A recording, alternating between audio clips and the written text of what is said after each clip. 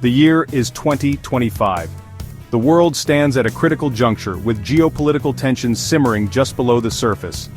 The world watches with bated breath as French President Emanuel Macron and Russian President Vladimir Putin meet once again. Their interactions are more than mere formalities. They are laden with the weight of global expectations. The backdrop is a summit of global leaders, a stage meticulously set for high-stakes diplomacy. Every gesture, every word will be scrutinized by the international community. The atmosphere is thick with tension, a palpable reminder of the fractured relationship between Russia and the West. The stakes have never been higher. The Ukraine war casts a long shadow over the proceedings, a conflict that has reshaped alliances and tested the resolve of nations. At the heart of this intricate diplomatic dance is Emanuel Macron, a leader known for his ambition to forge a distinct path for France in global affairs. His vision is both bold and controversial. Since his election in 2017, Macron has consistently sought to engage with Putin, even as relations between Russia and the West plummeted. His approach has been one of cautious engagement. This summit represents another chapter in Macron's ongoing effort to bridge the divide, a testament to his relentless pursuit of dialogue and diplomacy. Macron's approach has not been without its critics. His policies have sparked protests and debates both at home and abroad. Some accuse him of appeasing a dictator, while others see him as a crucial channel of communication in a time of heightened tensions. The world remains divided on his methods. The world holds its breath, waiting to see if these two leaders can find a way to bridge the chasm that divides them. The outcome of this summit could very well shape the future of international relations. Emmanuel Macron's approach to Russia has been shaped by a complex interplay of factors, reflecting both historical ties and contemporary geopolitical challenges. A desire for European strategic autonomy, which aims to reduce dependency on external powers, a belief in the power of dialogue, and a pragmatic understanding of France's interests in maintaining stability in the region. In the early days of his presidency, Macron adopted a policy of engagement with Russia, seeking to rebuild trust and cooperation. He invited Putin to the Palace of Versailles, a symbolic gesture aimed at resetting the relationship and fostering a new era of dialogue. Macron's efforts were driven by a conviction that a stable and secure Europe required Russia's participation, and that dialogue was essential. However, Macron's overtures were met with skepticism from Moscow, reflecting deep-seated mistrust and differing strategic interests.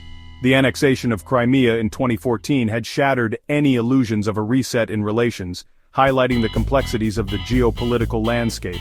The full-scale invasion of Ukraine in 2022 marked a significant turning point in Macron's approach to Russia, necessitating a reassessment of policies. Macron responded with a mix of condemnation and pragmatism, imposing sanctions while maintaining open channels of communication to manage the crisis. This dual-track approach reflects the complexities of Macron's Russia policy, balancing firm responses with the need for ongoing dialogue in a volatile international environment. The air crackles with tension as Macron and Putin sit down at the negotiating table.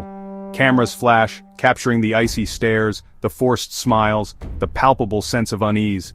Every gesture, every word, every flicker of emotion is scrutinized for clues about the state of the relationship. The dialogue is a study in contrasts. Macron calls for a ceasefire, for the withdrawal of Russian troops from Ukrainian territory. Putin, however, remains defiant, reiterating his justifications for the invasion. The chasm between their positions is vast, the prospects for a breakthrough slim. Yet, the dialogue continues, a testament to the enduring power of diplomacy. Macron's approach to Russia has been characterized by what some analysts have termed strategic ambiguity. It is a delicate balancing act, a calculated attempt to maintain dialogue with Putin while bolstering European security and supporting Ukraine's right to self-defense. Within NATO, Macron's emphasis on dialogue has sparked concerns that he is undermining Western unity. Some allies, particularly those in Eastern Europe, have questioned Macron's commitment to a robust deterrence posture. They argue that his pursuit of European strategic autonomy risks weakening the transatlantic alliance. Macron's supporters argue that his approach is about pragmatism and a recognition of the complexities of the situation. For Macron, strategic ambiguity is about flexibility, about preserving options in a volatile security environment. The war in Ukraine has tested the limits of European solidarity, exposing divisions over the level and nature of support for Kyiv. While France has emerged as a vocal advocate for Ukraine's sovereignty, its contributions have at times lagged behind those of other major powers. Macron has consistently emphasized the need for a negotiated settlement to the conflict. His critics argue that France should provide Ukraine with all the military assistance it needs to defeat Russia on the battlefield. Despite these criticisms, France has played a significant role in supporting Ukraine since the start of the invasion. Paris has provided Kyiv with billions of euros in financial assistance, as well as military equipment. France has also taken in tens of thousands of Ukrainian refugees, providing them with shelter, food, and medical care. However, the level of French military support has remained a point of contention. The Macron-Putin summit takes place against a backdrop of growing unease within the European Union. The war in Ukraine has exposed the bloc's strategic vulnerabilities, its dependence on Russian energy, and its internal divisions over how to respond to the crisis. The energy crisis has particularly underscored the EU's need to diversify its energy sources and reduce reliance on external powers. Macron's efforts to engage with Putin have further highlighted these fault lines. His diplomatic approach has been seen by some as a necessary step towards peace, while others view it as a sign of weakness. Eastern European member states, particularly those bordering Russia, have viewed Macron's overtures with suspicion. They fear that any concession to Russia could embolden further aggression. They argue that dialogue with Putin is futile, that he understands only strength. This perspective is rooted in their historical experiences and the ongoing security threats they face. These countries, with their historical memories of Soviet domination, are deeply skeptical of any attempts to accommodate Russia's security concerns. Their stance is shaped by decades of occupation and the struggle for independence. Western European member states have generally been more receptive to Macron's approach. They believe that dialogue and diplomacy are essential tools in resolving conflicts. Germany, France's closest partner in the EU, has walked a similar tightrope, providing significant support to Ukraine while maintaining contact with Moscow. This balancing act reflects the complex geopolitical realities faced by the EU's leading nations. However, Berlin's reliance on Russian energy has limited its room for maneuver.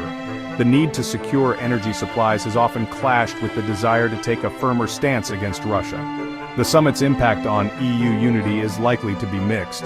While it may foster some consensus on key issues, deep-seated divisions are likely to persist, reflecting the diverse interests and perspectives within the Union. The Macron-Putin summit, regardless of its outcome, will not mark the end of the Ukraine crisis. The war has cast a long shadow over Europe, reshaping the continent's security landscape.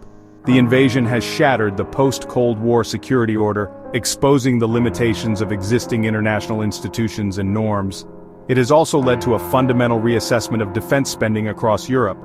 The war has also had profound geopolitical implications, pushing Finland and Sweden to seek NATO membership. This historic expansion of the alliance underscores the extent to which Russia's actions have backfired. The conflict has also exposed Europe's vulnerabilities, particularly its dependence on Russian energy. The war has underscored the importance of transatlantic unity, as European countries have relied heavily on US support. The Macron-Putin summit represents a pivotal moment in the French president's legacy. His handling of the Ukraine crisis, his efforts to engage with Putin, and his vision for a more strategically autonomous Europe will be scrutinized by historians and analysts for years to come. Macron's supporters argue that his approach, though imperfect, is the only realistic path forward. They point to the dangers of escalation, the need for dialogue, and the importance of preserving European unity. They also highlight Macron's commitment to strengthening European defense capabilities and his role in providing substantial support to Ukraine. Macron's detractors argue that his approach has emboldened Putin and undermined Western unity. They criticize his emphasis on dialogue and his reluctance to provide Ukraine with certain types of heavy weaponry. Only time will tell how history will judge Macron's approach to Russia. The Macron-Putin summit, while significant, represents just one chapter in the long and complex history of relations between France and Russia. The diplomatic dance between these two countries, characterized by periods of cooperation and rivalry, is likely to continue for years to come. The future of this relationship will depend on a multitude of factors, including the trajectory of the war in Ukraine and the broader geopolitical landscape. The outcome of the conflict will have profound implications, shaping perceptions of both leaders. If the war drags on, it will likely embolden Putin and encourage further assertiveness. Conversely, a decisive Ukrainian victory could weaken Putin's grip on power and create an opportunity for a reset in relations with the West. However, even in this scenario, deep mistrust and fundamental disagreements over European security would likely persist. The Macron-Putin dynamic will remain a defining feature of European politics for the foreseeable future.